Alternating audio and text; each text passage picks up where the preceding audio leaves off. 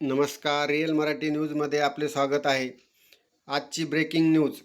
राष्ट्रीय निवृत्तीवेतन प्रणाली NPS अंतर्गत राज्य कर्मचाऱ्यांचा स्तर 01 मध्ये जमा असलेल्या रकमेच्या गुंतवणूक पर्यायाबाबत वित्त विभागामार्फत दिनांक 10/7/2026 रोजी महत्त्वपूर्ण शासन निर्णय निर्गमित करण्यात आला आहे.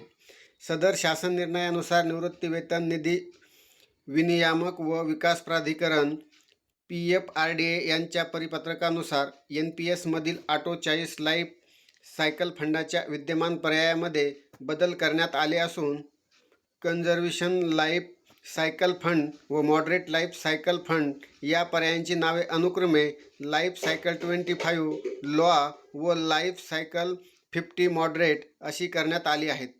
याशिवाय ऑटो चॉईस लाईफ सायकल फंडांतर्गत कर्मचाऱ्यांना गुंतवणुकीसाठी अतिरिक्त पर्यायही उपलब्ध करून देण्यात आले आहेत.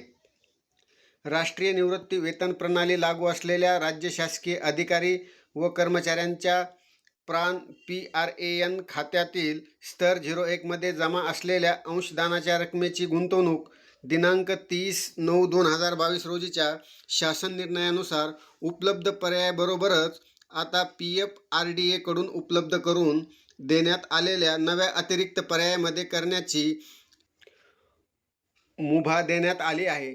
त्यामुळे अधिकारी व कर्मचाऱ्यांना त्यांच्या जोखीम स्वीकारण्याच्या क्षमतेनुसार व दीर्घकालीन आर्थिक नियोजनानुसार अधिक योग्य गुंतवणूक पर्याय निवडण्याची संधी उपलब्ध होणार आहे.